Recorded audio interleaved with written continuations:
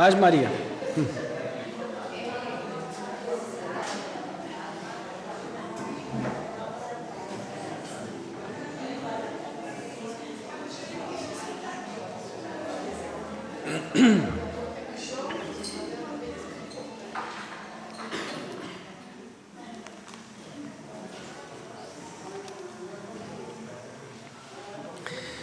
Ok, nosso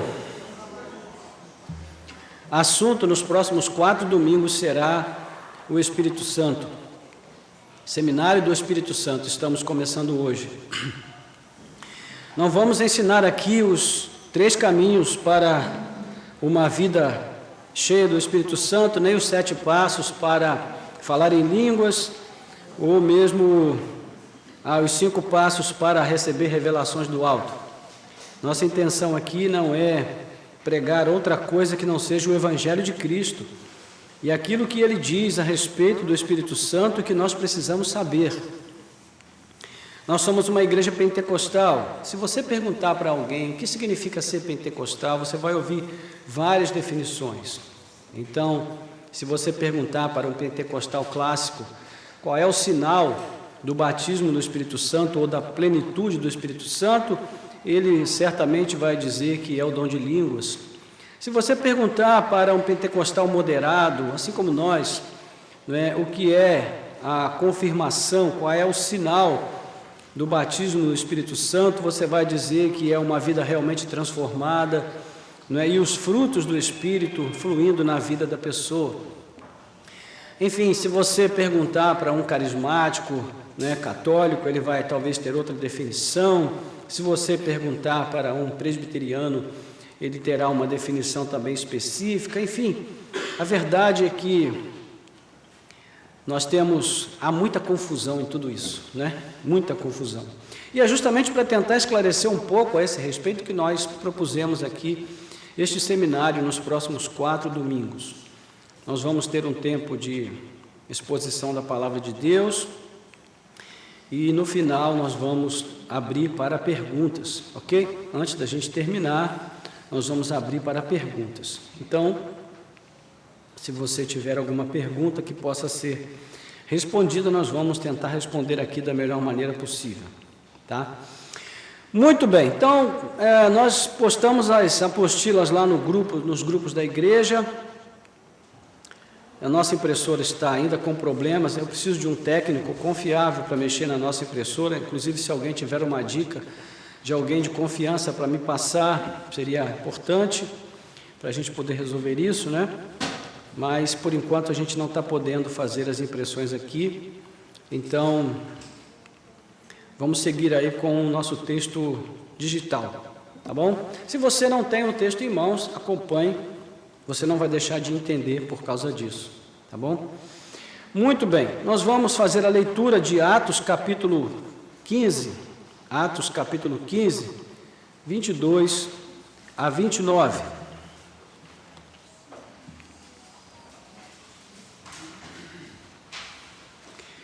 Diz assim: então pareceu bem aos apóstolos e aos presbíteros com toda a igreja eleger alguns homens dentre eles e enviá-los a Antioquia, juntamente com Paulo e Barnabé. Foram eleitos Judas, chamado Barsabás, e Silas, que eram líderes entre os irmãos. Mandaram por eles a seguinte carta: os irmãos, tanto os apóstolos como os presbíteros, aos irmãos gentios em Antioquia, Síria e Cilícia, saudações. Visto sabermos que alguns que saíram de nosso meio, sem nenhuma autorização, perturbaram vocês com palavras, transtornando a mente de vocês, pareceu-nos bem, chegados a pleno acordo, eleger alguns homens e enviá-los a vocês com os nossos amados Barnabé e Paulo, homens que têm arriscado a vida pelo nome de nosso Senhor Jesus Cristo. Portanto, estamos enviando Judas e Silas, os quais pessoalmente lhes dirão as mesmas coisas, pois pareceu bem ao Espírito Santo e a nós não impor a vocês maior encargo além destas coisas essenciais, que vocês se abstenham das coisas sacrificadas a ídolos bem como do sangue, da carne de animais sufocados e da imoralidade sexual. Se evitarem essas coisas, farão bem. Passem bem. Amém. Que o Senhor abençoe a leitura da sua santa palavra.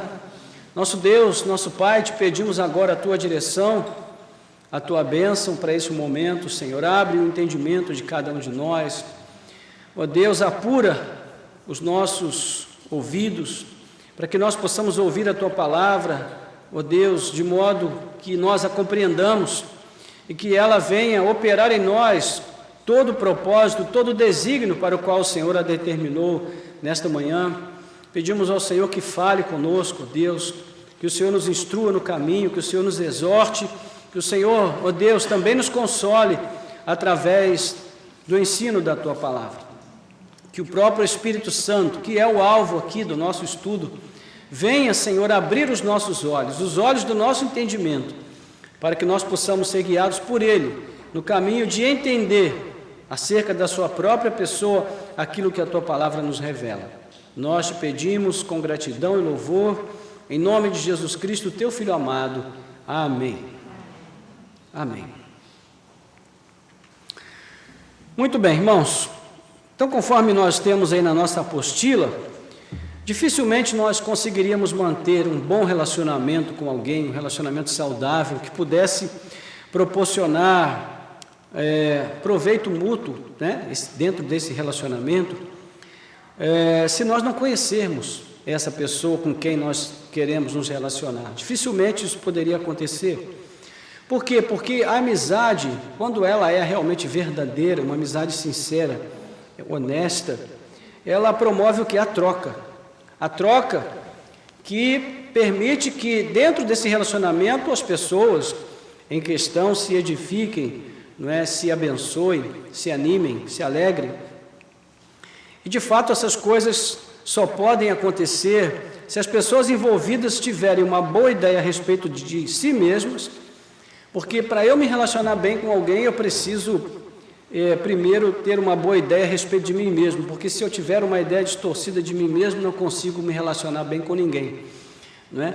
E também preciso ter uma boa ideia de quem é a outra pessoa com quem eu quero me relacionar, porque senão isso não dará certo. No nosso relacionamento com Deus, vale basicamente a mesma coisa, não é? Porque ele tende a ser muito difícil para nós quando nós conhecemos a Deus tão pouco. E nós falamos sobre Ele, né, confessamos a nossa fé nele, falamos o seu nome, cantamos sobre Ele, nós o procuramos, pelo menos naqueles momentos em que nós estamos em apuros para pedir ajuda, mas a maioria de nós sabe pouco ou quase nada sobre Deus. E essa verdade, essa afirmação acerca da nossa ignorância da pessoa de Deus, ela se torna ainda mais acentuada e até mais alarmante quando nós falamos da pessoa do Espírito Santo. Porque, em geral, nós lidamos com o Espírito Santo como uma espécie de emanação de Deus, um poder que flui de Deus, Pai, ou do Filho até nós, mas não mais do que isso. E nós nos esquecemos, ou até desconhecemos, aquela afirmação taxativa, né, e categórica da tradição cristã que sustenta há muitos séculos a seguinte verdade: o Pai é Deus, o Filho é Deus e o Espírito Santo é Deus. De tal maneira que o Pai não é o Filho não é o Espírito e o Espírito não é o Pai. Ou seja, a Trindade é constituída de 3 pessoas divinas e distintas que coexistem na mesma essência. Portanto, o Deus Pai é uma pessoa, o Deus Filho é uma pessoa e o Deus Espírito Santo também é uma pessoa. E esta pessoa, do Espírito, ela esteve presente nos feitos do Pai e do Filho desde o princípio. Você vai encontrar lá em Gênesis 1, o Espírito do Senhor pairando sobre a face do abismo. Então, ele está no mundo para cumprir uma missão que é constituída de várias obras diferentes, não é? O Espírito faz muitas coisas nas Escrituras, conforme nós podemos ver. E de um modo geral, ele veio para que Deus, por seu intermédio, pudesse habitar dentro de nós. Isso é maravilhoso. No passado, o Senhor habitava né, figuradamente no meio do seu povo ali no deserto, quando ele mandou construir um tabernáculo no meio do arraial do povo, para que ele habitasse ali todas as vezes que ele vinha com a sua glória e pousava sobre o Santo dos Santos, sobre a arca. Então, naquele momento, Israel tinha certeza de que Deus estava habitando no meio deles, tabernaculando com eles. Então, é interessante que Deus mandou fazer uma tenda para si. Ele não pediu um palácio, mas apenas uma tenda, assim como o seu povo, ele também habitava em tendas. Agora ele habita dentro de nós por meio do Espírito. Nós vivemos nele e ele vive em nós. E por tudo isso nós estamos propondo esse seminário aqui. A nossa intenção, irmãos, não é esgotar o assunto a respeito do Espírito Santo, não teríamos essa pretensão, nem essa arrogância, não é? Mas, ao final dessa jornada de 4 domingos, o que queremos é que nós tenhamos alcançado maior entendimento, e um entendimento correto a respeito da pessoa do Espírito. E isso não apenas para acumularmos o conhecimento em si, mas com a expectativa também de que esse conhecimento mais aprimorado possa permitir que nós o conheçamos melhor, que nos acheguemos mais a Ele e Ele também tenha mais acesso a nós. Amém? Então, que assim seja. Nosso primeiro assunto é a pessoa do Espírito Santo. Qual é o caminho do nosso estudo? Bom, na nossa jornada aqui, primeiro nós vamos expor a passagem selecionada, né, Atos capítulo 15, 22 a 29, e levando em conta também o seu contexto. Depois nós vamos focar na porção que enfatiza a pessoalidade do Espírito Santo, ou seja, que, a nosso ver, mostra muito claramente que o Espírito Santo é uma pessoa, isso somente aqui nesse texto que nós estamos considerando.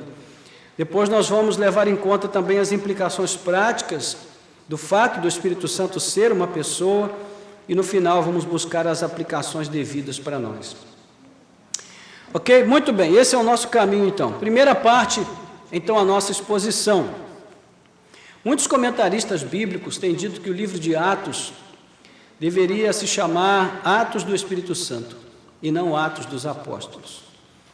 E é claro que esse tipo de comentário é feito sempre num tom de brincadeira, né? Porque quem somos nós para modificar o nome ou o título de um livro bíblico, uma vez que tudo aqui foi inspirado por Deus, né? Mas, de fato, o Espírito Santo é o grande sujeito e o senhor das ações aqui neste livro. Nós vamos encontrar o Espírito Santo operando aqui desde o início até o final dessa jornada dos apóstolos. Qual é o contexto aqui da nossa passagem do capítulo 15? Desde o início da narrativa, o autor aqui, que é Lucas, ele põe em evidência a pessoa e a obra do Espírito Santo.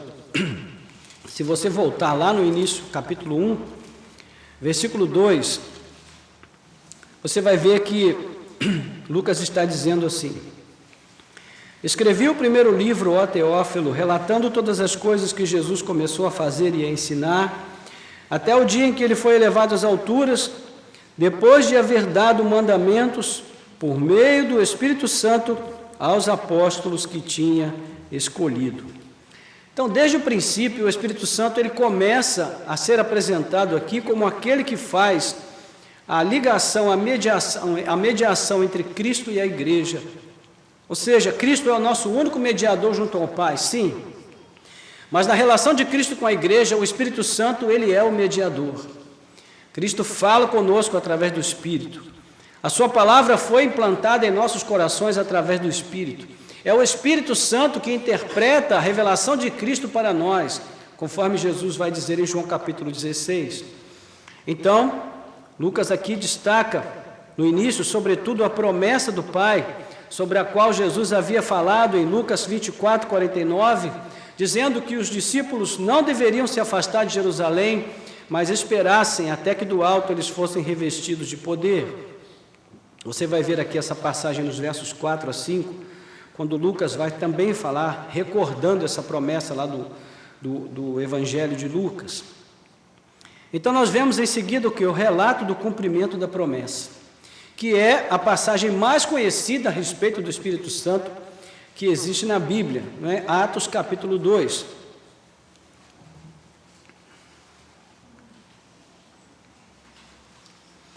Então nós devemos ficar atentos para o seguinte fato: o Espírito Santo se manifesta lá no cenáculo de uma forma perceptível aos sentidos humanos. De que maneira? Primeiro, ele se manifesta através de um som forte, de um vento impetuoso, não é? O capítulo 2 vai dizer que ao cumprir-se o dia de Pentecostes, estavam todos reunidos no mesmo lugar, de repente veio do céu um som como de um vento impetuoso e encheu toda a casa onde estavam sentados. Ou seja, eles estavam ali num culto de oração comum. Como o nosso culto de oração aqui às quintas-feiras, eles também estavam sentados, orando, naturalmente, e de repente veio aquele som e tomou todo lugar, encheu todo lugar e deixou todos em polvorosa. Então, o primeiro elemento que se manifesta ali é um vento muito forte, mas eles também o Espírito Santo também se manifestou através de um modo visível, ou seja, eles também puderam ver línguas como de fogo, que começaram a ser repartidas ali sobre eles, e todos começaram a falar em outras línguas. Então, além disso, o Espírito Santo se comunicou com os peregrinos que estavam em Jerusalém naqueles dias, né? Como já falamos, era o dia de Pentecostes, Jerusalém estava lotada, havia milhões de judeus ali, que vinham para a celebração da Páscoa e também do Pentecostes, e eles eram provenientes de várias regiões diferentes, onde se falavam também vários dialetos estranhos aos apóstolos judeus. Então, os devotos do judaísmo que ali estavam, de repente começaram a ouvir os apóstolos falando naqueles dialetos da sua terra, e eles compreenderam claramente quando eles falavam na sua língua e começaram a louvar a Deus, segundo o Espírito lhes concedia que falassem. Capítulo 2, versículo 4, terceira parte. Então, imagine você saia daqui e vá fazer uma viagem, uma peregrinação espiritual, lá em Jerusalém, em Israel, por exemplo, e aí você chega lá num lugar bem remoto daquele, onde você sabe que as pessoas não sabem nem onde é o Brasil, não conhecem a nossa língua, e de repente você ouve uma pessoa ali cantando um hino em português, não é? Num tempo em que não havia escolas de línguas, não é? Não havia cursos de línguas, não havia nada disso. Então, normalmente uma pessoa só falaria uma língua estrangeira se ela tivesse uma situação social bastante elevada e pudesse ter aprendido com algum professor, né, que era muito raro naquela época também isso existir, ou então que ele pudesse fazer isso por um modo sobrenatural, e foi o que aconteceu aqui com esses homens. Eles foram cheios do Espírito Santo, e o Espírito Santo capacitou cada um deles a falar em línguas muito diferentes, de várias regiões diferentes. Veja, aqui nós temos Mesopotâmia, Judéia, Capadócia, Ponto e Ásia, Frígia, Panfilha, Egito, regiões da Líbia, imediações de Cirene, ou seja, até na África, não é? E romanos. Então ele diz, tanto judeus como prosélitos, cretenses e árabes, como os ouvimos falar sobre as grandezas de Deus em nossas próprias línguas. Então o que acontece ali é uma inversão do que aconteceu na Torre de Babel. Na Torre de Babel houve uma confusão, porque o propósito ali era a exaltação do nome dos homens, não é? Era celebrizar o nome do ser humano, da humanidade. Aqui é diferente, aqui o que existe não é confusão, aqui o que existe é entendimento, porque o propósito é glorificar o nome de Deus. Então existe uma inversão, processo totalmente diferente, não é? Então nós vamos ver que depois desse evento há um grande desdobramento que vai ser representado primeiro pelo testemunho poderoso da pregação, testificando aos judeus que a obra de Cristo por meio do Espírito já havia sido profetizada no passado pelos maiores profetas da Bíblia, também de eventos de curas e outros sinais miraculosos, não é? Nós temos várias situações ali bem específicas, a ressurreição de Dorcas, a cura do coxo que estava à Porta Formosa, não é? E outros tantos eventos, a solidificação da igreja como corpo de Cristo no mundo, inclusive pela expressão de um amor prático e solidário de Cristo no hábito da partilha, onde as pessoas vendiam o que tinham e levavam para que pudesse se distribuir entre os pobres e necessitados. Não é? Era uma igreja apaixonante, a igreja do primeiro século. Não é? A obra missionária iniciada pelos diáconos, que estavam cheios do Espírito Santo, a partir do capítulo 6, a conversão de Saulo no capítulo 9, que também foi algo extraordinário, né? E o grande ponto da virada, que é quando o Espírito Santo também se derrama sobre os gentios na casa de Cornélio, e daí em diante a missão aos gentios se consolida com as viagens de Paulo e dos seus cooperadores. Então é um livro maravilhoso de se ler, né? Atos é aquele livro assim que a gente lê sem perceber que está lendo, vai sendo conduzido pela história e vendo as maravilhas de Deus. É um texto muito interessante, muito prazeroso de ser lido.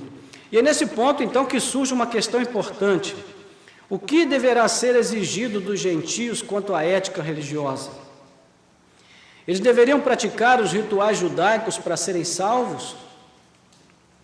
Deveriam se submeter à circuncisão para pertencer a Cristo e se ligar à igreja? E aqui nós vemos também o tema principal da carta aos Gálatas, né?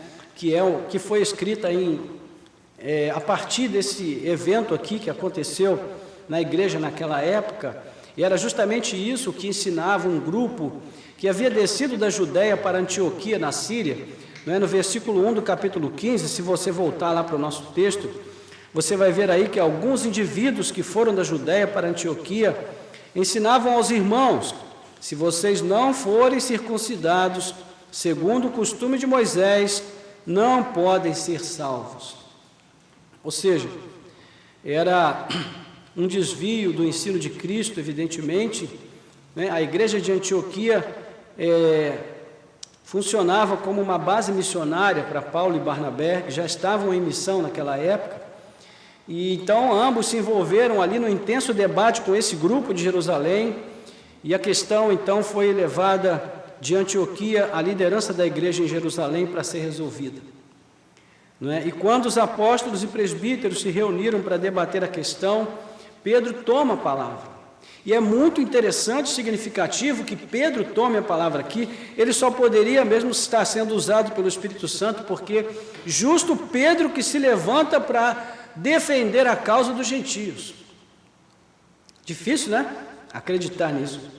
Então, é justamente ele que se levanta para dizer como o Espírito Santo surpreendeu, mostrando que Deus não fazia mais acepção de pessoas, mas que o Espírito Santo agora se derramaria sobre aqueles a quem Deus determinasse que assim fosse. E lá no versículo 11 ele diz: mas cremos que somos salvos pela graça do Senhor Jesus, assim como eles aqui são os gentios, né? Então, observe que o que está acontecendo aqui já é algo sobrenatural, né? E ele dá esse testemunho de como Deus operou ali. Com isso, ele vai arrazoar com os líderes judeus que se Deus não fez acepção de pessoas ao escolher salvar os gentios, tão somente pela graça, como se poderia então impor a eles um fardo que nem os próprios judeus podiam carregar? Ele diz aqui no verso 10, agora, pois, por que vocês querem tentar a Deus, pondo sobre o pescoço dos discípulos um jugo que nem nossos pais puderam suportar, nem nós?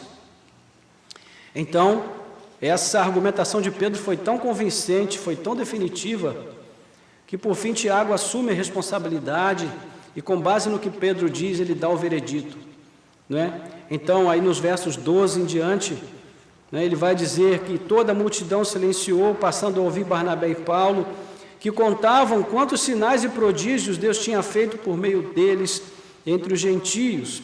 Então, houve o testemunho de Pedro, o testemunho de Paulo e Barnabé, e depois que eles terminaram, Tiago então tomou a palavra e disse: irmãos, ouçam o que tenho a dizer. Simão acaba de relatar como primeiramente Deus visitou os gentios, a fim de constituir entre eles um povo para o seu nome. Com isso concordam as palavras dos profetas, como está escrito: depois disto voltarei e reedificarei o tabernáculo de Davi, reedificarei as suas ruínas e a restaurarei. Tiago está aqui fazendo a leitura de Amós, capítulo 9, 11 a 12, finalzinho do livro de Amós, para que o restante da humanidade busque o Senhor, juntamente com todos os gentios, sobre os quais tem sido invocado o meu nome, diz o Senhor, que fez estas coisas conhecidas desde os tempos antigos. Então ele diz, por isso julgo que não devemos perturbar aqueles que entre os gentios se convertem a Deus, mas escrever-lhes que se abstenham das contaminações dos ídolos, bem como da imoralidade sexual, da carne de animais sufocados e do sangue, porque Moisés tem em cada cidade, desde tempos antigos, os que o pregam nas sinagogas, onde é lido todos os sábados. Muito bem. Então, é exatamente aqui que se encontra o nosso texto, não é?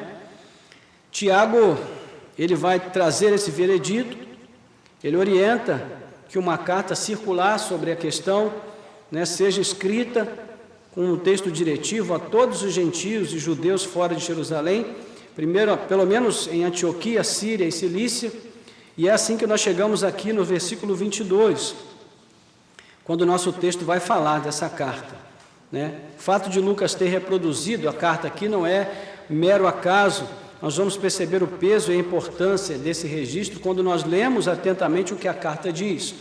Então aí no verso 22, nós vimos que pareceu bem aos apóstolos e presbíteros com toda a igreja eleger homens, de entre eles enviá-los a Antioquia com Paulo e Barnabé, né? Foram eleitos Judas, chamado Barsabás e Silas, que eram líderes entre os irmãos, mandaram por eles a seguinte carta, e aí vai o verso 23 já. O que é que a gente observa aqui? O resultado prático do concílio.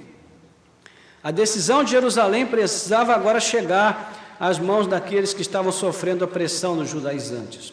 Hoje, a gente pega uma notícia e rapidamente compartilha, né, pelo smartphone, seja por grupos, enfim, WhatsApp ou Telegram, seja lá o que for, e as notícias chegam muito rapidamente do outro lado do mundo. Mas naquela época tudo era por meio de carta. E as cartas levavam muito tempo para chegar aos lugares porque as estradas eram difíceis, os caminhos eram difíceis, tudo era feito a cavalo ou mesmo a pé.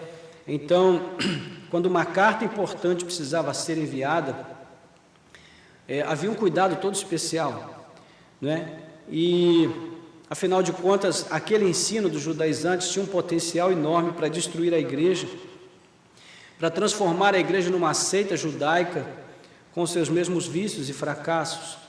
Então, o início do período aqui, quando nós temos o texto, aí a expressão então, ele funciona como um conectivo, né, que liga o que foi decidido lá com o encaminhamento que vai ser dado agora. Os apóstolos e presbíteros, como nós vimos, estavam reunidos em Jerusalém. E depois de discutirem toda a questão, eles acolheram o parecer de Tiago e precisavam decidir como iam encaminhar a carta. E quanto a isso, o texto diz que pareceu bem aos apóstolos, aos presbíteros e a toda a igreja enviarem um grupo de 4 pessoas que pudessem levar a mensagem escrita. O verbo utilizado aqui, doquel, né, traduzido pela frase pareceu bem, é o mesmo que vai ser usado mais à frente, ainda por 2 vezes.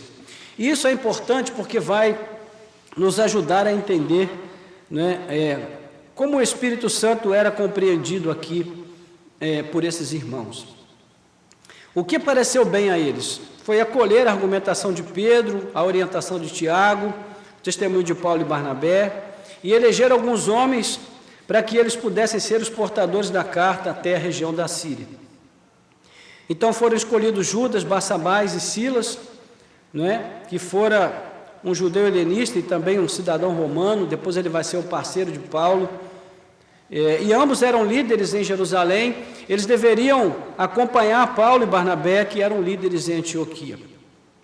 A missão desses irmãos, Judas e Silas, que também eram profetas, além de levar a carta, seria também de esclarecer dúvidas, de aconselhar e fortalecer os irmãos na fé, chegando ali em Antioquia. Então, enviar uma carta simplesmente para a igreja de Antioquia seria algo muito impessoal, e também ia parecer que Jerusalém estava dando pouca importância àquela questão. Então eles prepararam uma comissão de notáveis, né? Paulo e Silas já eram conhecidos em Antioquia como líderes, e eles enviaram também Judas e o Silas, para que essa missão pudesse ser uma missão diplomática, digamos assim, bem caracterizada, né, como algo com toda a autoridade e respaldo por parte da liderança de Jerusalém. Okay? Então, isso é muito importante que a gente entenda, porque são detalhes que muitas vezes nos passam despercebidos, mas que são importantes para a gente compreender o que está acontecendo aqui no texto. Dos versos 23 a 27, nós vamos ver o teor da carta, né? Primeira parte é a saudação, versículo 23,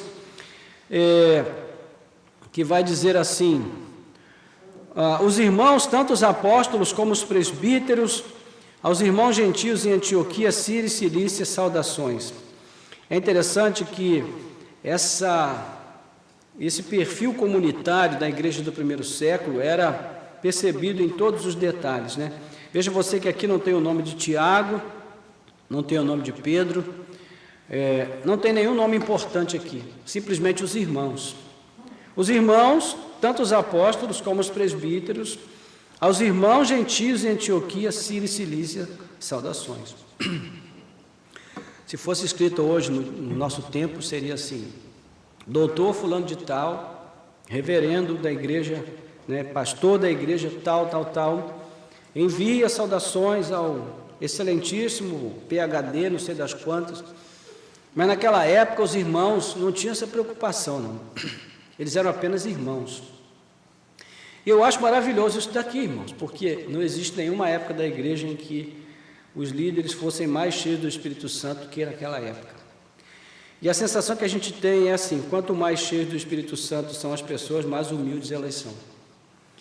Porque uma vida no Espírito não é uma vida de arrogância, nem uma vida de vaidades, não é? E quando alguém demonstra vaidade e ao mesmo tempo diz ser cheio do Espírito Santo, alguma coisa está errada. Ou o Espírito Santo mudou, ou então talvez aquela vida não seja tão cheia assim, né? Quanto possa parecer. Então a ênfase aqui é na decisão conciliar de todos, a demonstração de que a decisão foi unânime e tinha o peso e chancela dos líderes que eram mais proeminentes da igreja, mas aqui eles não aparecem.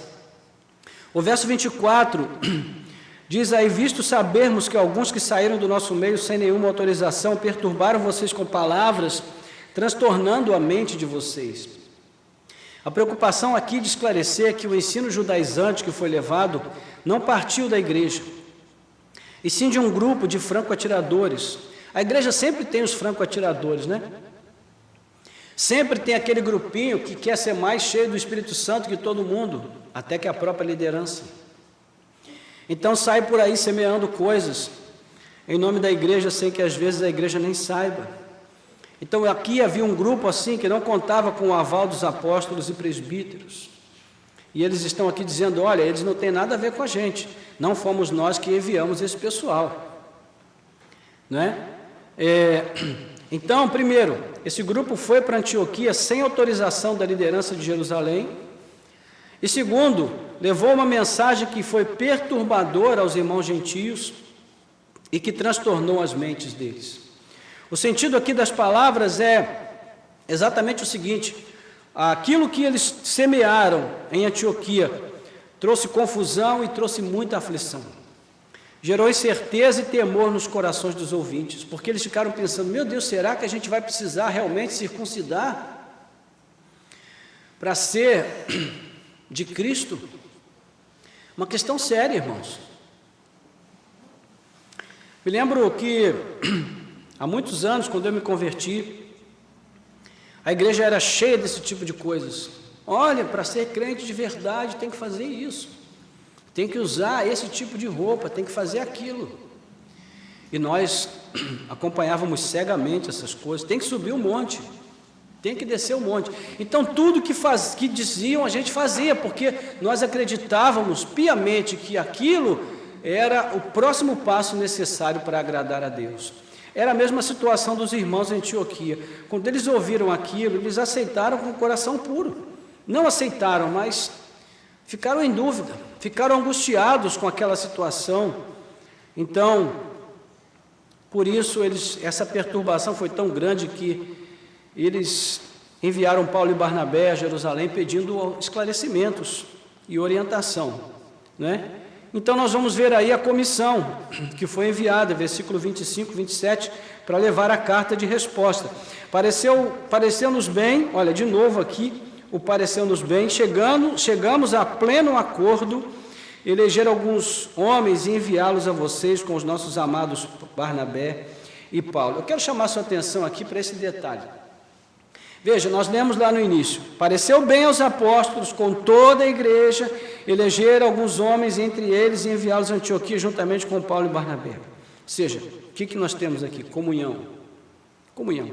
O mesmo coração, o mesmo desejo de fazer as coisas certas, de agradar a Deus. Agora, no versículo 25, nós lemos, pareceu-nos bem, chegados a pleno acordo, eleger alguns homens e enviá-los a vocês. Ou seja, a ênfase aqui, irmãos, é a mesma que nós vamos encontrar no capítulo 2, quando nós lemos lá no versículo 42 a 47, diz assim, olha, perseveravam na doutrina dos apóstolos, na comunhão, no partir do pão e nas orações. Em cada alma havia temor, e muitos prodígios e sinais eram feitos por meio dos apóstolos. Todos os que criam estavam juntos e tinham tudo em comum. Isso aqui, irmãos, é um retrato fiel de uma igreja vencedora. Uma igreja vencedora não é uma igreja rica, nem uma igreja que tem muitas congregações abertas para todo lado. Igreja vencedora não é uma igreja de cristal, como tem aí, né? A gente sabe. Uma igreja vencedora é uma igreja onde a comunhão prevalece, onde há unanimidade entre os irmãos, onde há unidade de propósitos, onde há um desejo fiel e sincero de agradar a Deus em tudo, onde as decisões são tomadas, não é, e são acatadas porque existe temor a Deus, não aos homens, no coração das pessoas. Entende? Então, o Espírito Santo é que está operando tudo isso na igreja primitiva. E isso nós vemos aqui retratados nas palavras dessa carta que foi enviada a Antioquia. Não, então ele diz, nossos amados Barnabé e Paulo, homens que têm arriscado a vida pelo nome de nosso Senhor Jesus Cristo, portanto estamos enviando Judas e Silas, os quais pessoalmente lhes dirão as mesmas coisas. Ou seja, veja, nós fizemos isso em acordo, em pleno acordo, e estamos enviando homens que vão chegar aí e vão dizer para vocês as mesmas coisas que foram resolvidas aqui. Percebe? Um só coração, um só propósito, um só desejo de fazer as coisas certas, de agradar a Deus, de honrar o Senhor, de cumprir o propósito de Deus. Então encontramos esse verbo destacado aqui, pareceu-nos bem, mais uma vez, há essa preocupação de assegurar aos leitores que houve consenso em tudo, em tudo. E até aqui o consenso envolvia apenas pessoas humanas reconhecidas como líderes, apóstolos e presbíteros. Não é? Os irmãos também apresentam as credenciais de Judas e Silas junto com Paulo e Barnabé. Não é? Seria importante mostrar que os dois contavam com o apoio dos presbíteros e apóstolos. Não é? Estes homens são mártires de Cristo, eles sofrem por causa do nome de Jesus. E naquela época, irmãos, ser um mártir era a maior credencial para um cristão. A perseguição se tornou tamanha que muita gente negou a Cristo para não sofrer o martírio. Então, ficar firme, sofrer a perseguição, sofrer as lutas, o martírio por causa de Cristo, era a credencial de um verdadeiro cristão. Hoje, quando a gente começa a sofrer coisas tão menores do que aqueles homens sofreram, nós começamos a questionar tudo. A gente precisa reavaliar a nossa fé, reavaliar o fundamento cristão que há no nosso coração, na nossa alma, né? E ver se de fato nós estamos em Cristo, como Paulo vai dizer ali em 1 Coríntios, 2 Coríntios, lá no finalzinho da carta. Então, irmãos, nós chegamos ao ponto que nós desejamos destacar, e aqui nós vamos gastar um pouquinho mais de tempo caminhando para encerramento da nossa lição de hoje. Diz assim, de novo, olha, pois pareceu bem ao Espírito Santo e a nós não impor a vocês maior encargo além dessas coisas essenciais, que vocês se abstenham das coisas sacrificadas a ídolos, bem como do sangue e da carne de animais sufocados e da imoralidade sexual. Se evitarem essas coisas, farão bem, passem bem. É a saudação final. Então, observe que pela terceira vez o autor utiliza a mesma frase, né? Pareceu bem, para enfatizar o que é a unanimidade, o caráter comunitário da decisão que foi tomada acerca da questão judaizantes versus gentios. A diferença nesse ponto qual é? É que nesse momento da narrativa, a carta acrescenta mais uma pessoa, e agora não é mais uma pessoa humana, é uma pessoa divina, não é? Ele diz, pareceu bem ao Espírito Santo e a nós. O que a gente percebe aqui? Nessa expressão, pareceu bem ao Espírito Santo e a nós. Do ponto de vista de qualquer leitor atento, essa é uma das passagens bíblicas que mais fortemente afirmam o que? A personalidade ou a pessoalidade do Espírito Santo. Observe essa frase, ele diz, pois pareceu bem ao Espírito Santo e a nós. O que fica claro aqui é que cada vez que nós lemos pareceu bem, o Espírito Santo estava incluído. Quando ele diz lá no início, pareceu bem aos apóstolos e aos presbíteros, ele também estava subentendendo aqui, não é, que o Espírito Santo estava envolvido. Não é? Lá no versículo 25 a mesma coisa, e agora ele fica bem claro quando diz, pareceu bem ao Espírito Santo e a nós. A decisão de Jerusalém teve o peso essencial e decisivo de uma pessoa divina, cuja opinião norteou toda a discussão. E essa pessoa é a pessoa do Espírito Santo. Embora não possa ser visto aqui com olhos físicos, o Espírito Santo é descrito aqui como se fosse uma pessoa de carne e osso presente lá no concílio entre eles. Quando eu li essa passagem a primeira vez, eu li várias vezes para ver se era isso mesmo que estava escrito, porque me parece algo tão íntimo. Pareceu bem ao Espírito Santo e a nós, como se a gente estivesse conversando aqui agora, discutindo um assunto, e eu dissesse, pareceu bem ao Robson e a mim, ou pareceu bem ao Thales e a mim, tomar essa e aquela decisão. Isso mostra, irmãos, que para a igreja primitiva, o Espírito Santo era uma pessoa presente o tempo todo com eles. Ele não era um ícone de poder, uma coisa estranha, não é, extraterrestre, que a gente precisa ficar ali fazendo sacrifícios e esforços sobre-humanos para que ele venha sobre a nossa vida e tire a nossa capacidade de pensar, de escolher, não é? Faça de nós apenas marionetes nas suas mãos e nos use para fazer coisas que até Deus duvida. Esse Espírito Santo não está presente aqui no livro de Atos. Mas o Espírito Santo que está aqui, ele é uma pessoa educada, cortês, sensível, gentil, amável, que não tira a razão do homem quando ele vem sobre o homem. Muito pelo contrário, ele aumenta a razão, ele aumenta a capacidade do homem de discernir o que é certo e o que é errado, o que é bom e o que não é, o que é adequado e o que não é, o que convém e o que não convém. Ele é uma pessoa. Você entende isso? Quando a gente ouve hoje de pessoas que dizem estar cheio do Espírito Santo e a gente vê as coisas que muitas delas fazem, a gente fica pensando, meu Deus, que espírito é esse? As pessoas ficam violentas, elas pulam, elas espumam pela boca, elas fazem coisas assustadoras.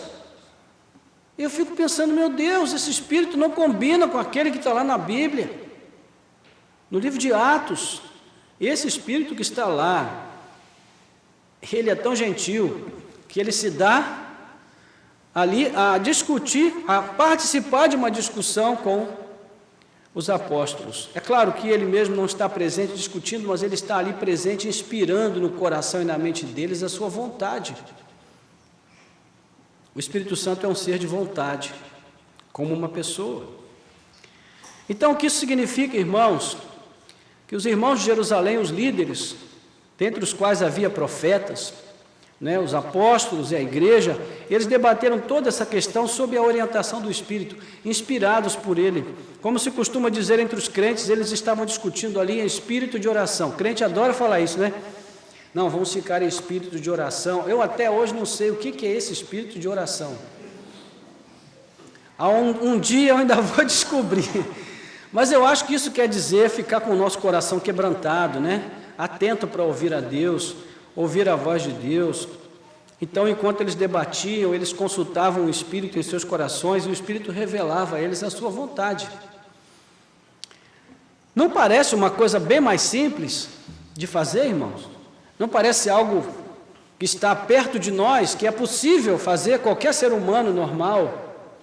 Não fica diferente daquela coisa inacessível que é só para um grupo de poderosos que tem acesso àquele poder extremo e essas pessoas então estão acima da média? Para mim, isso aproxima o Espírito Santo da gente. E de fato, a pessoalidade do Espírito é uma característica bem marcante nas informações que nós temos sobre ele em toda a Bíblia. Nós fizemos aqui um pequeno esforço de memória, nós vamos ver várias situações que nós podemos relembrar. Por exemplo, todos os que foram batizados, não é, no cristianismo, foram batizados em nome do Pai, em nome do Filho e em nome do Espírito Santo. Não é? Ou seja, as três pessoas benditas estão presentes, cada uma delas é uma pessoa distinta. Há exemplos bíblicos bem categóricos nesse sentido. Em Marcos, capítulo 1, versículos 10 a 11, Jesus vai ser batizado por João Batista. E quando Jesus sai da água, o que acontece? Vem uma voz do céu, o Espírito aparece sobre ele em forma de uma pomba, e o Filho está ali recebendo essa visitação do Pai e do Espírito. Ou seja, as três pessoas estão representadas de modo bem claro, são pessoas distintas.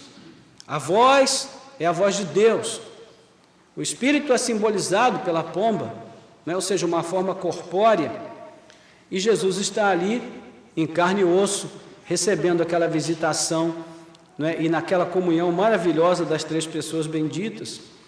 Em João capítulo 15, versículo 26, também nós temos uma citação bem clara. Isso aqui eu vou precisar ler porque não guardei na memória não. João 15, 26, vai dizer assim: quando porém vier o Consolador, que eu enviarei a vocês da parte do Pai, o Espírito da verdade que dele procede, esse dará testemunho de mim. Ou seja, nós temos aqui mais uma vez as três pessoas bem distinguidas em sua função dentro do propósito salvífico: o Espírito, o Pai, o Filho e o Espírito. E ainda em Hebreus, capítulo 9, versículo 14, que também podemos ler, vai dizer assim: muito mais o sangue de Cristo, que pelo Espírito eterno a si mesmo ofereceu sem mácula a Deus, purificará a nossa consciência de obras mortas para servirmos ao Deus vivo. Mais uma vez, o sangue de Cristo, o Espírito eterno, né, e o próprio Deus presente aqui, ou seja, as três pessoas distintas dentro do relato bíblico. Depois, o Espírito Santo é uma pessoa, porque ele também exerce a faculdade do pensamento, da formulação de propósitos e intenções. No capítulo 8 de Romanos, versículos 26 e 27, diz que nós não sabemos orar como convém, mas o Espírito Santo geme por nós, com gemidos inexprimíveis, e que o Pai conhece qual é a intenção do Espírito. Ou seja, o Espírito Santo é uma pessoa também, porque ele tem a faculdade do pensamento, da formulação dos propósitos e das intenções. Na verdade, de acordo com a cultura bíblica, uma pessoa é definida pela capacidade de pensar. Se ela não pensa, não é uma pessoa. Um ser que não pensa não existe, mesmo que ele tenha um corpo. Não é? Nós nos lembramos daquela história cinematográfica do Frankenstein. Ele tem um corpo, mas ele não pensa. Ele não tem alma, portanto, ele não é uma pessoa. Ele é só um boneco. Então, não é o corpo que define que uma pessoa é uma pessoa. O que define que uma pessoa é o pensamento. Depois que nós morrermos, o nosso corpo ficará, ele deixará de existir, mas a nossa capacidade intelectual seguirá conosco. Transformada, sim, totalmente, mas ela seguirá conosco. Ela não morre. Ok? Então, além disso, nós também podemos ver aí que, além dessa questão, o Espírito Santo, como uma pessoa, ele tem vontade própria. 1 Coríntios 12, versículo 11, diz que o Espírito Santo distribui os dons a cada um conforme ele quer. É o Espírito Santo que determina que tipo de dom ele vai conceder a cada um. O Espírito Santo, como uma pessoa, é capaz de amar. Não é? No capítulo 15, versículo 30, Paulo faz um apelo aos romanos que pelo amor do Espírito eterno eles façam tal coisa assim. O Espírito Santo, como uma pessoa, é capaz de consolar. João 14,16, Jesus diz que enviará um outro consolador para que esteja conosco. A consolação existe compaixão, irmãos, existe ternura, sentimento, a capacidade de sentir com o outro. O Espírito Santo, ele tem a capacidade de fazer tudo isso por nós. O Espírito Santo, como uma pessoa, é capaz de se entristecer. Efésios capítulo 4, versículo 30, Paulo diz que não devemos entristecer o Espírito Santo de Deus que habita em nós. Então, nós vamos ver todos esses atributos, de personalidade que são mostrados na pessoa do Espírito Santo. E no livro de Atos dos Apóstolos, nós temos especialmente 2 relatos em que o autor Lucas ele explicita bem a personalidade do Espírito Santo na soberania divina. Então, primeiro, executando a sua vontade soberana na condução dos propósitos eternos. Diz aí, capítulo 16, versículos 6 e 7, falando sobre Paulo e Barnabé, percorreram a região frígio-gálata, tendo sido impedidos pelo Espírito Santo de pregar a palavra na província da Ásia. Chegando perto de Mísia, tentaram ir para a Bitínia, mas o Espírito de Jesus não permitiu. É engraçado a gente ler isso, né, irmãos? Porque parece que pregar o Evangelho é uma coisa tão óbvia, que a gente nem pergunta se é para ir, se não é. A gente simplesmente vai. Eu acho que esse é o problema de muitos empreendimentos missionários que dão errado, porque a gente parte do pressuposto que a gente tem que ir para tudo que é lugar no mundo, fazer a obra, porque nós devemos pregar o Evangelho a toda criatura. Mas aqui, o Espírito Santo impediu que Paulo e Barnabé fossem pregar em 2 lugares diferentes, no mesmo texto, porque aquele não era o propósito de Deus, pelo menos para aquele momento. Então mostra que tudo que nós pretendemos fazer para Deus, quem deve dar o direcionamento inicial é o próprio Deus, e não a nossa vontade, o nosso ímpeto, a nossa disposição. A segunda coisa que é muito importante é que o Espírito Santo condenou à morte um casal que tentou mentir a ele. No capítulo 5, Ananias e Priscila, eles vão, Ananias e Safira, coitado do Átila, tirei a esposa dele, passei a esposa dele para Ananias, meu Deus, me perdoa, Átila, foi um ato impensado. Mas enfim, Ananias e Safira venderam um terreno, e eles haviam combinado que, vendendo o terreno, eles iam entregar uma parte para a obra do Senhor, porque, como nós vimos ali, isso era uma prática, todos vendiam o que tinham, levavam, compartilhavam, eles viram isso, acharam bonito, falaram, vamos fazer a mesma coisa. Mas depois que eles venderam o terreno, que eles viram o tamanho do dinheiro que deu aquele negócio, eles ficaram pensando, poxa, a gente não precisa dar tudo isso, afinal de contas Deus não precisa do nosso dinheiro, né? Ele é o dono do ouro e da prata, ele vai precisar do nosso dinheiro, afinal, então não vamos dar o que a gente prometeu, não. E aí fizeram lá um meio termo, e quando eles chegaram para resolver a questão, Pedro confrontou primeiro Ananias e disse, por que você permitiu que Satanás enchesse o seu coração para que você mentisse ao Espírito Santo, retendo parte do valor do campo? E Pedro vai arrazoar com ele, vai dizer, se você não tivesse prometido, não tivesse combinado nada, e tivesse vendido o terreno, o dinheiro não era seu, você não podia fazer com ele o que quisesse.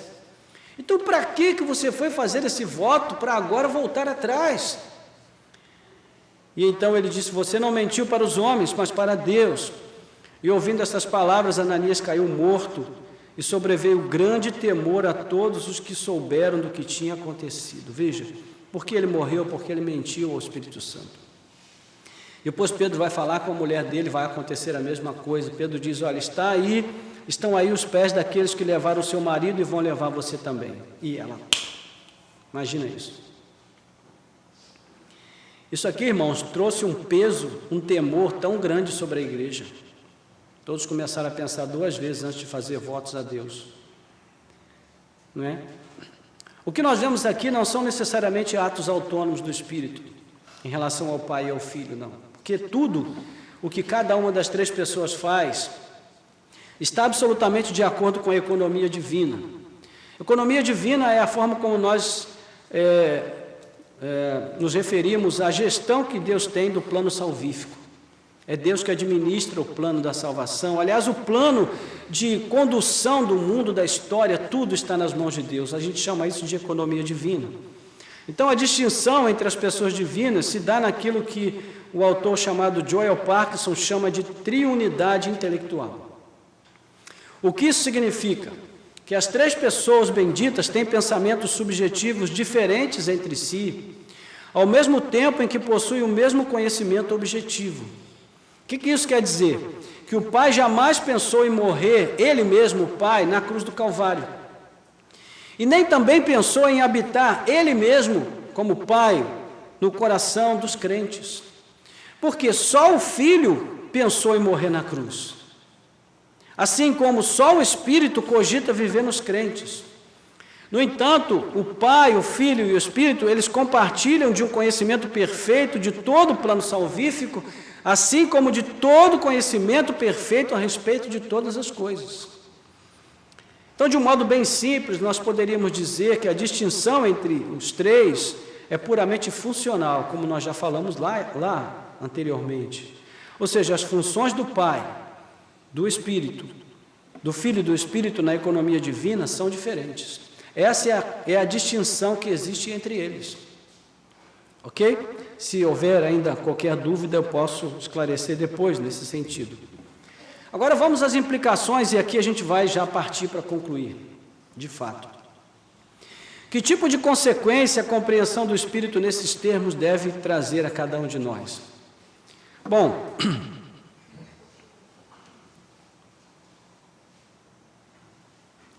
falando de forma bem resumida, nós estamos vivendo num tempo de muitos abusos, não é, irmãos? Tanto na linguagem como nos atos litúrgicos ou culticos, especialmente naqueles lugares onde as pessoas se reúnem em nome de Cristo, mas ignoram quem é Cristo tanto quanto quem é o Pai ou o Espírito.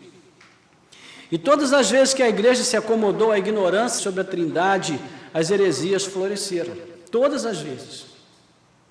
Muitos concílios e muita reflexão teológica foi necessária para combater o triteísmo, o modalismo e o subordinacionismo.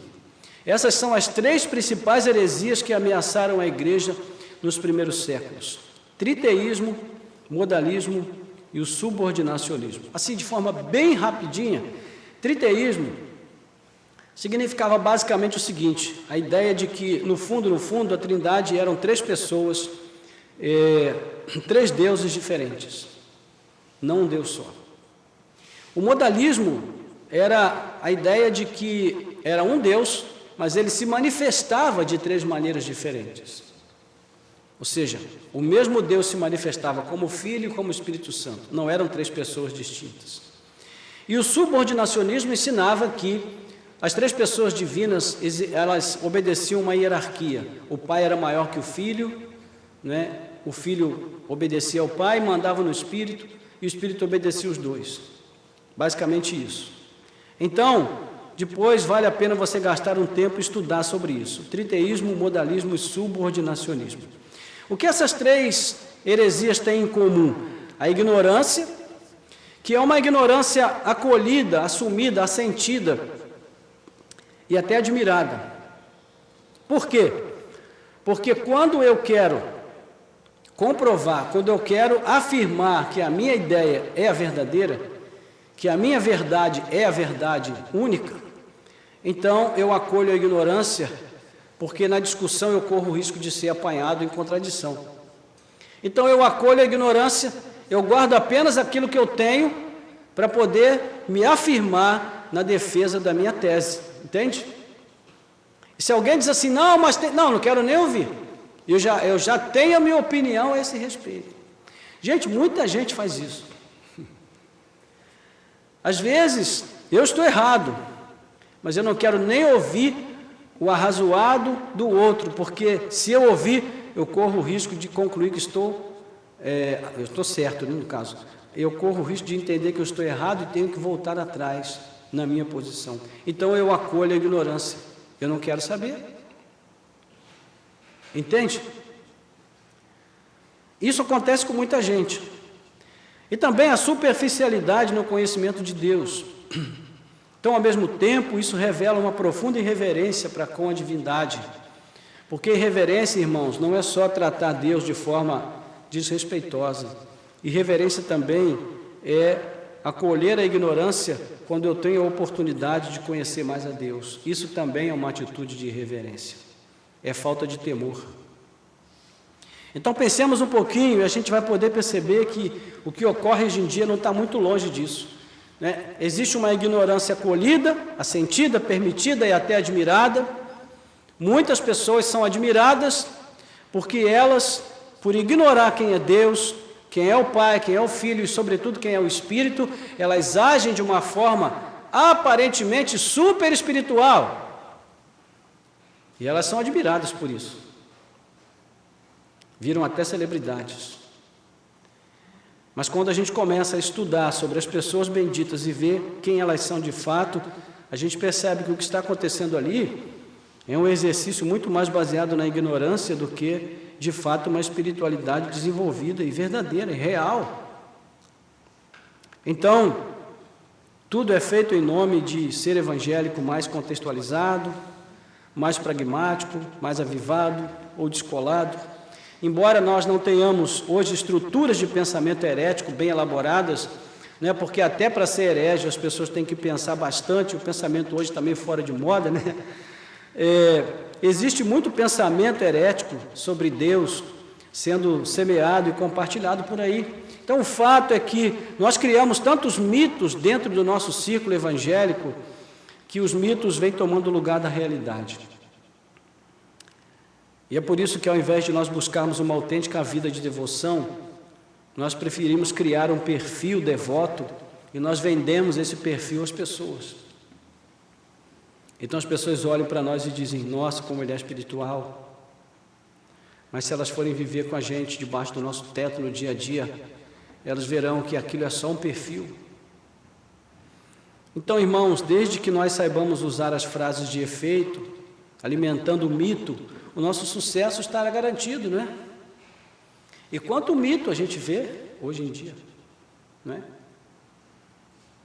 Não orar só de olhos fechados, porque orar de olhos abertos é falta de espiritualidade, é irreverência, não é? Para a oração ser uma oração poderosa, ela precisa ter certas palavras, certas frases de efeito, porque senão não é uma oração poderosa. Aliás, o próprio termo oração poderosa já é um mito, não é? Já aconteceu isso aqui algumas vezes, as pessoas chegarem aqui e dizerem assim, pastor, eu queria que você fizesse uma oração de poder para mim. Eu falei, olha, não sei fazer isso não.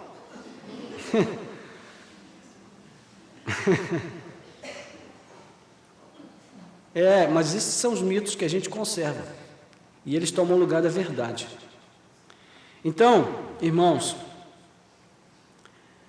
diante de tudo isso que nós temos visto, especialmente sobre o Espírito Santo nesta manhã, a pergunta que fica é, o que nós devemos esperar?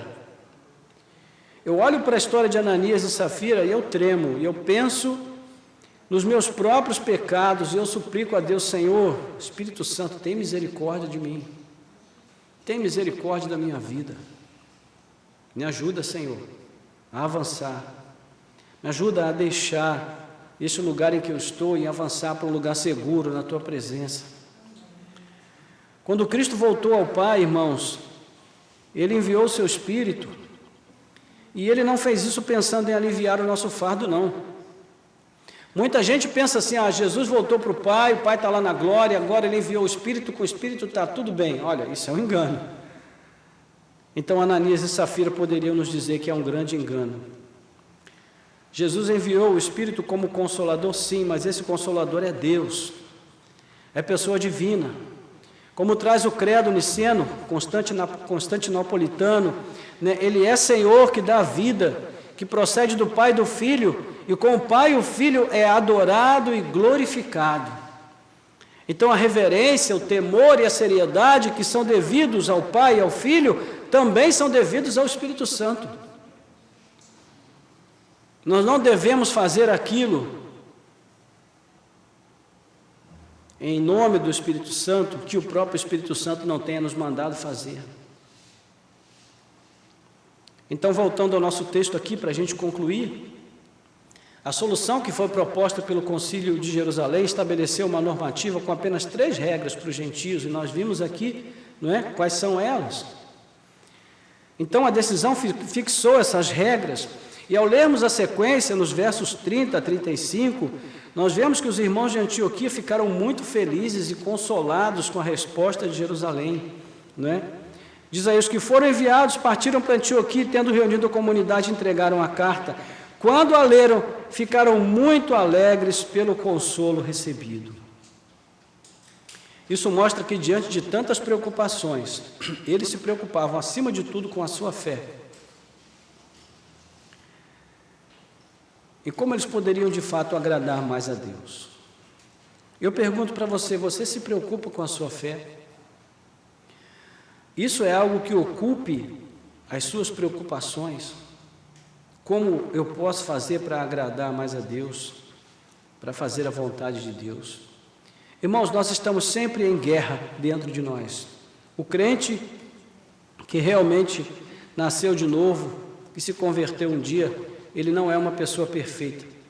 E pelo fato de não ser uma pessoa perfeita, ele está sempre em guerra consigo, ele é um eterno insatisfeito. Aliás, eterno não, porque na glória nós vamos ser satisfeitos, mas ele é, aqui neste mundo, um constante insatisfeito.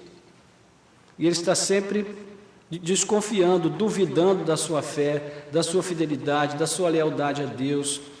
Isso mostra que ele está vivendo mais ou menos em harmonia com o que acontecia com os irmãos de Antioquia. Eles eram pessoas inconformadas e eles queriam saber como agradar mais a Deus. E quando uma novidade aparecia, então eles levavam a liderança e perguntavam, isso é real? É verdadeiro? E qual foi a decisão do Consolador? Foi de consolar os corações deles e não de afligi-los ainda mais. Diz que eles foram consolados, não é? Então, irmãos, a questão é que o Espírito Santo já conhece bem a cada um de nós.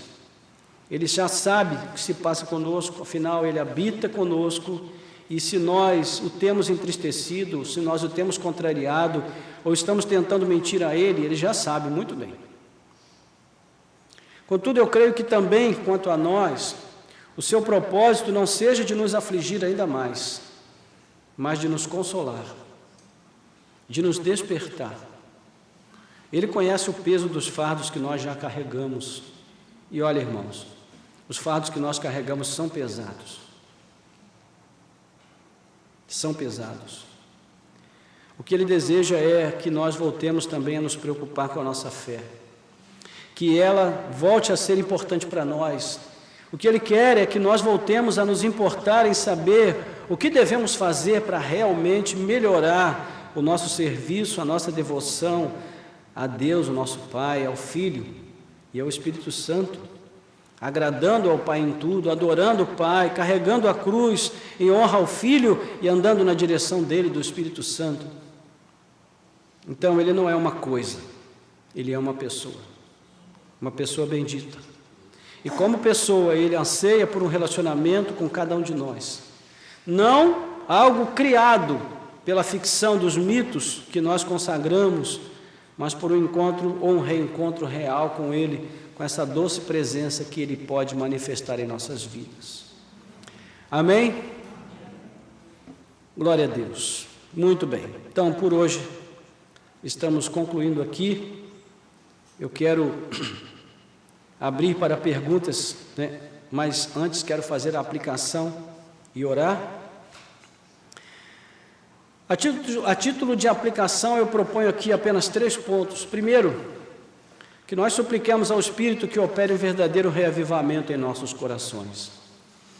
Irmãos, avivamento espiritual não tem necessariamente ou prioritariamente a ver com barulho, com som alto, com bagunça, com gritos, com histeria.